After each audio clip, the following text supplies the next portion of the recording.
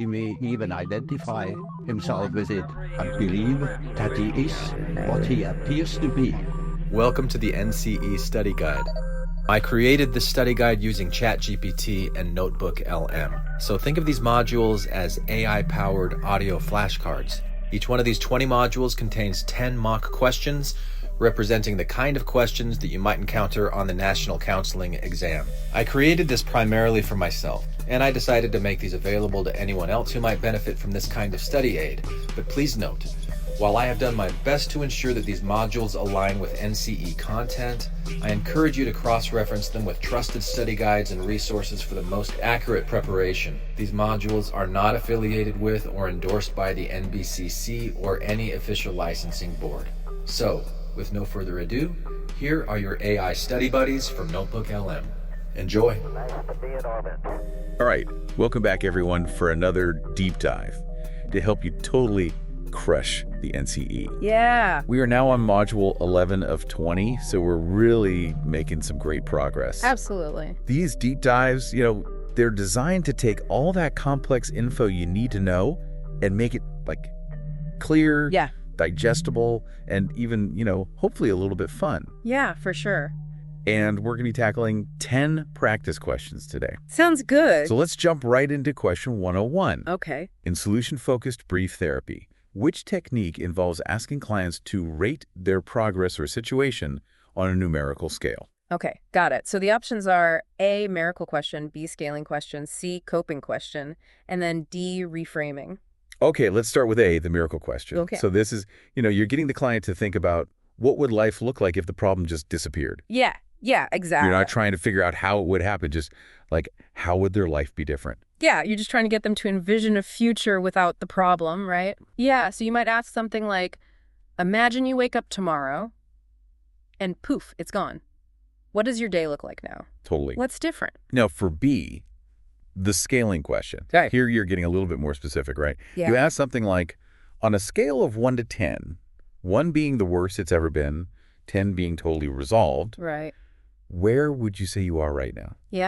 Yeah, and it's a really great way, to track progress as you go. Totally. Even if they only move up like a point or two, it can be really motivating. For sure. Yeah, and it also helps them just kind of be more aware of how they're managing. And how they're feeling. Yeah, exactly. Now, option C, the coping question. Okay. This focuses on what's working. Yeah, what are they doing that's helping them through this tough time, right? Yeah. Even when things are hard. Exactly. Yeah, you might say something like, even with everything that's going on, what are you doing that's helping you get through the day? Exactly. Or what are some things that you're already doing that are working? Right. Yeah, it's all about focusing on their strengths. Exactly. Shifting that focus. Yeah. Okay, and last we have option D, reframing. Okay. So this is looking at things from a different angle. Yeah, trying to find a new perspective. Yeah, that maybe is a little more helpful, a little more empowering. Exactly. Yeah. So for example, if a client keeps saying that they're lazy, Right. you could help them reframe it and look at it as maybe they just need to recharge. Right. Or that they're prioritizing self-care. Exactly. You're not denying reality, but you're just trying to find a more positive way to look at it. To view it. Yeah. Okay, so back to that original question. In solution-focused brief therapy, Right. which technique is all about having that client rate their progress or the situation on a scale? That would be B, the scaling question. Yes, exactly. That's the one that uses numbers. Right. Okay, let's move on to question 102. Okay. This one's all about ethics. Which of the following describes a dual relationship in counseling? Okay, so your options are A, providing therapy to a client with a different cultural background. B, having both a personal and professional relationship with a client. C, using multiple therapeutic approaches with a client.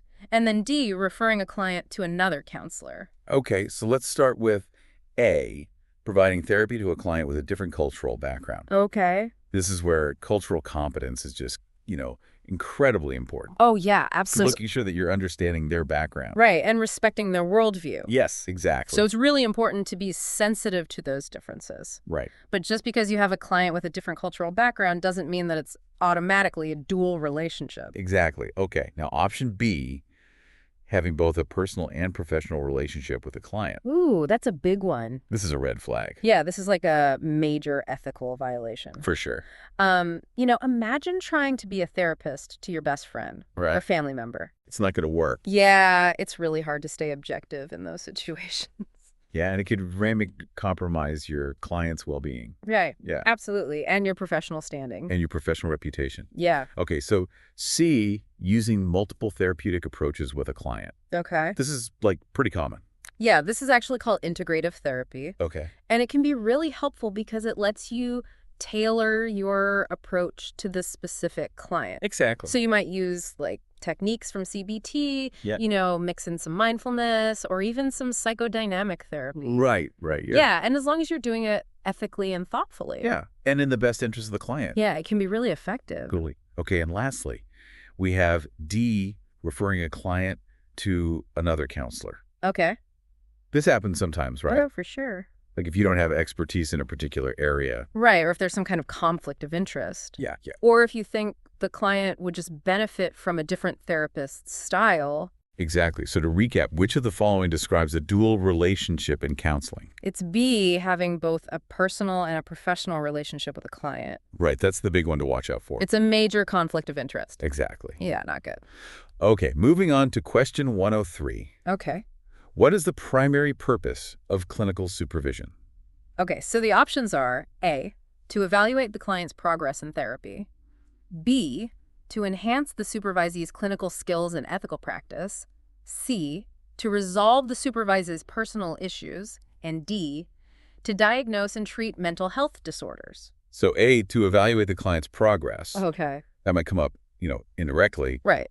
But it's not the main focus of supervision. Yeah, the focus is really on the supervisee. Okay. It's about their development as a clinician, not directly evaluating the client's progress. Right, okay. Yeah, that's the therapist's job. Okay, so B, to enhance the supervisee's clinical skills and ethical practice.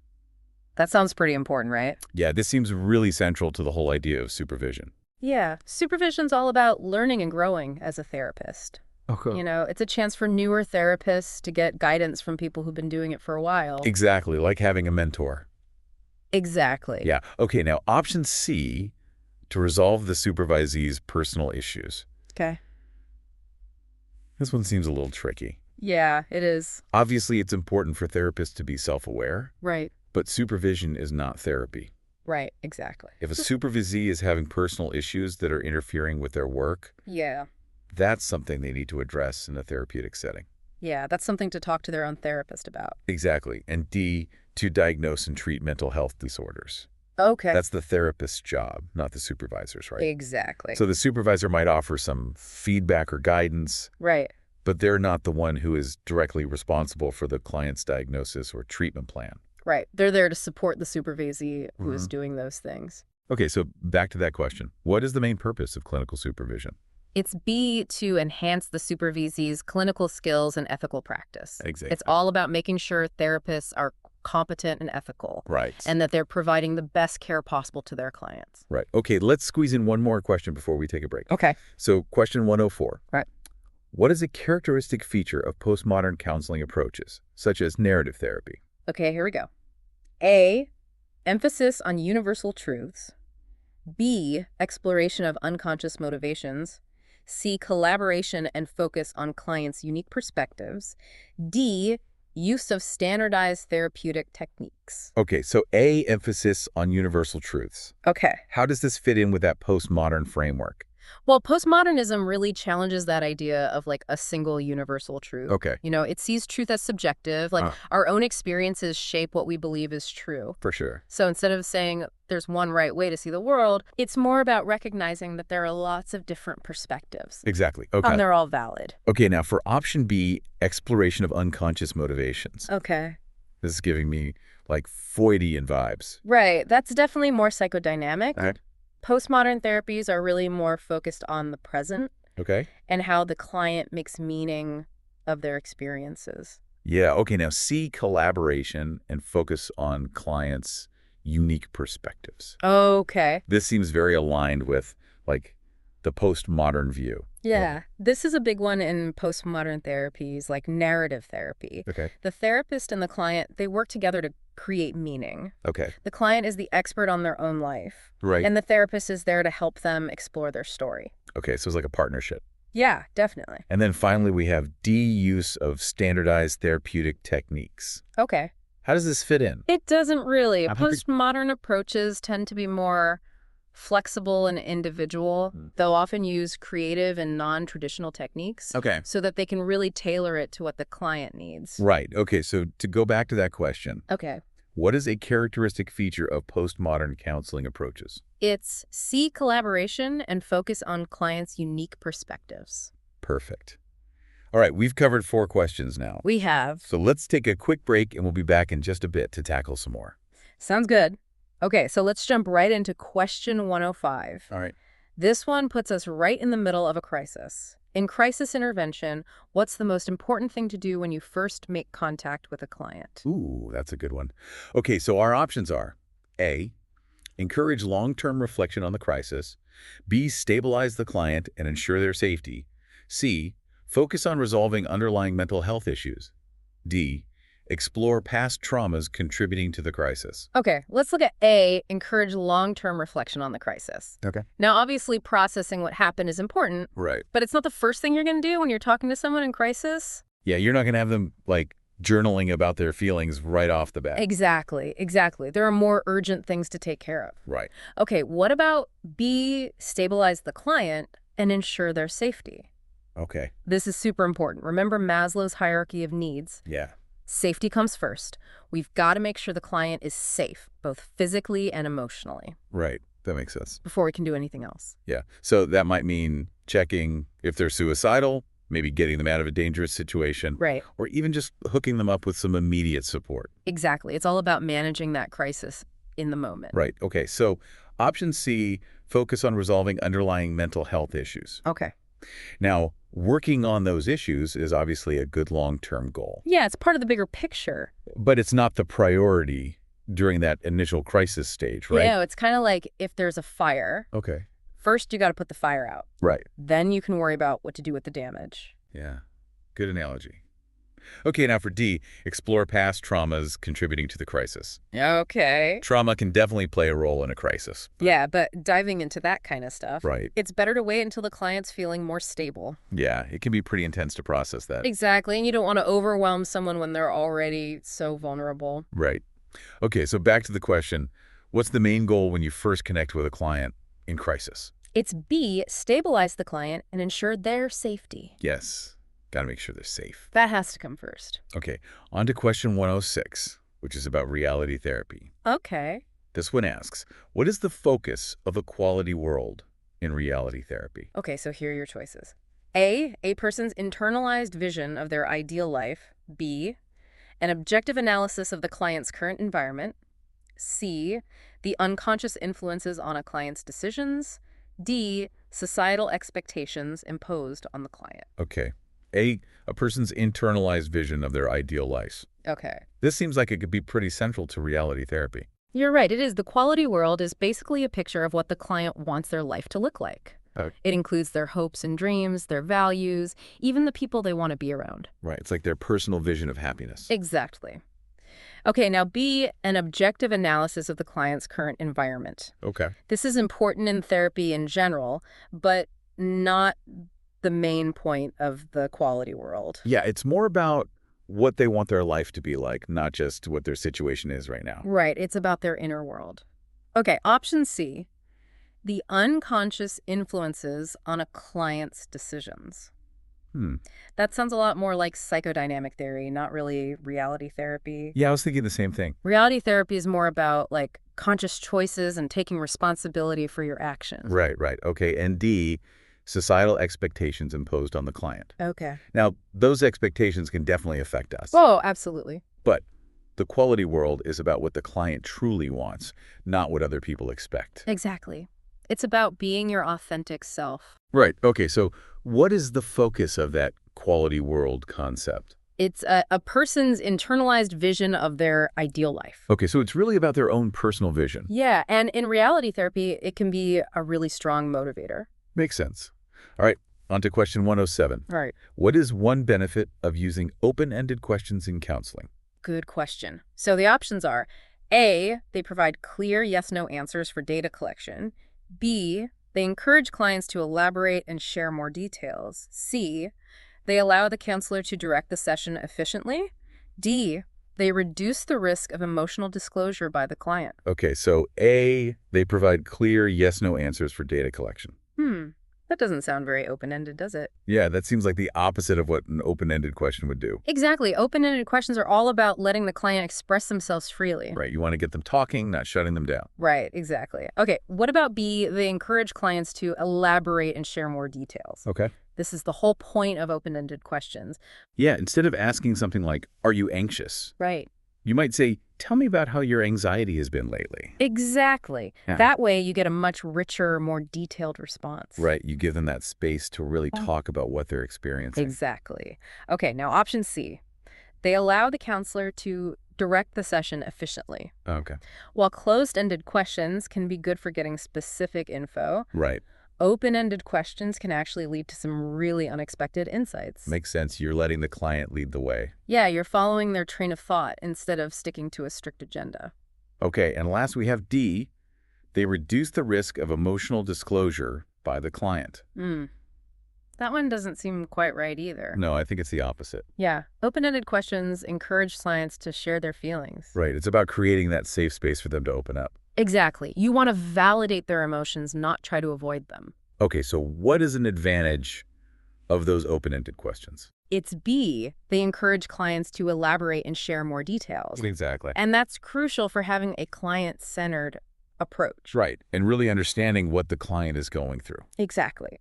Okay, let's tackle question 108, which is all about reinforcement schedules. Okay, sounds a little complicated. It can be, but we'll break it down. All right. So the question is, which type of reinforcement schedule produces a high and steady rate of response with minimal pauses? Okay, so the options are A, fixed ratio, B, fixed interval, C, variable ratio, D, variable interval. All right, get ready for some operant conditioning. Yeah. Let's start with A, fixed ratio. Okay. This means you get a reward after a specific number of responses. Like those punch cards they have at coffee shops. Yes, buy 10 coffees, get one free. Exactly. It's very predictable. Yeah, you know exactly what you have to do. And that can lead to people working hard at first, then taking a break once they get the reward. Right, like, okay, I got my free coffee, time to chill for a bit. Exactly. Okay, now B, fixed interval. All right, here the reward comes after a set amount of time. Like getting paid every 2 weeks. Exactly. You know exactly when that paycheck's coming. And you might work extra hard as it gets closer, Right. but then you might slow down a little after you get paid. Yeah, makes sense. Okay, now option C, variable ratio. All right. Here, the reward comes after a random number of responses. Think of a slot machine. Oh, yeah. You never know when you're going to win. Right, and that keeps you playing. Exactly.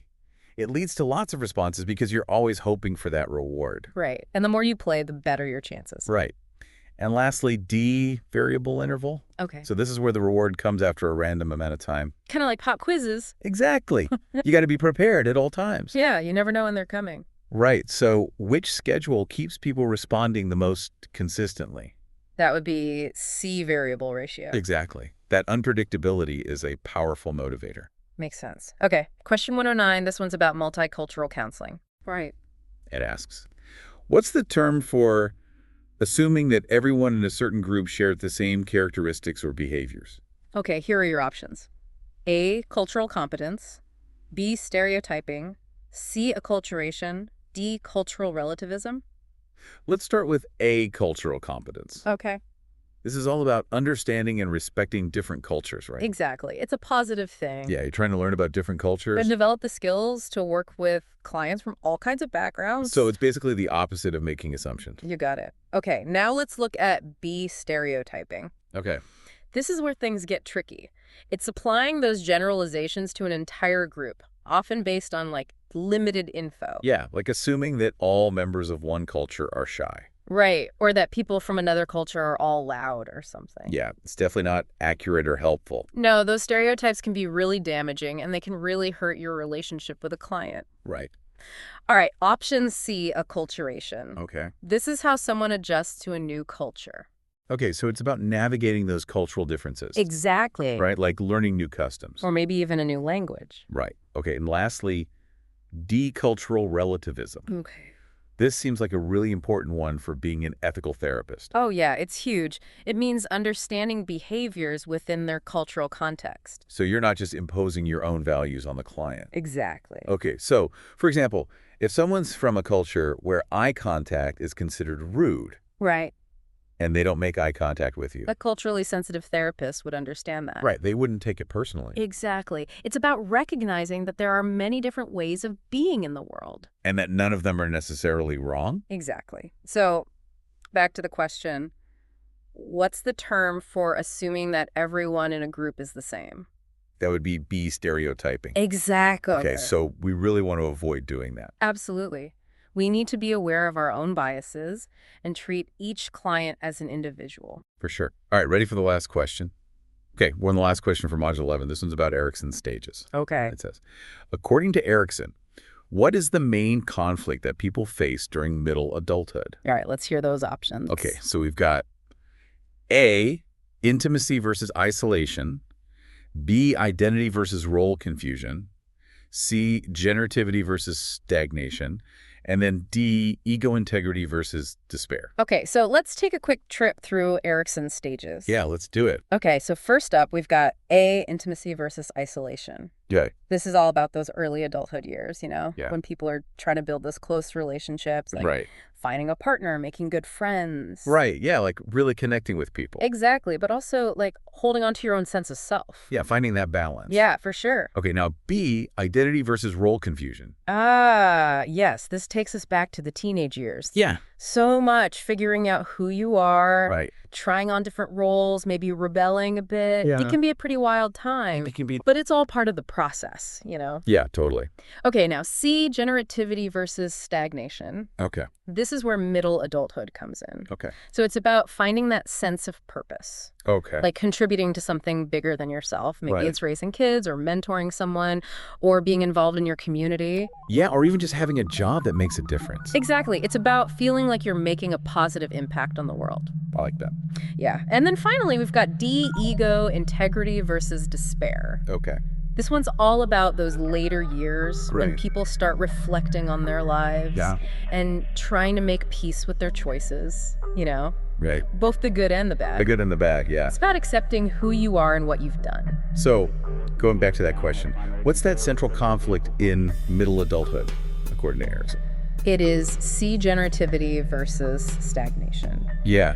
Wanting to create something that lasts Yeah, exactly. really fits in with that stage of life. It does. Okay, well, we did it. We made it through Module 11. Woohoo! How are you feeling? I feel great. How about you? Yeah, I feel like we've learned so much. We have. And we're only halfway through our NCE prep journey. I know. It's amazing how much we've covered. Yeah, we've talked about solution-focused therapy, ethics, crisis intervention, all these different theories, multicultural counseling, developmental stages, like the list goes on. It does, and it's not just about memorizing all this stuff. Right. It's about knowing how to use it. Right, exactly. Like if you were actually working with a client. Yeah, that's what the NCE is all about, applying your knowledge to real life situations. Yeah, so keep thinking about these concepts and Yeah. how they would actually play out in practice. I love that. Yeah, it's all about connecting those dots. Yeah, exactly.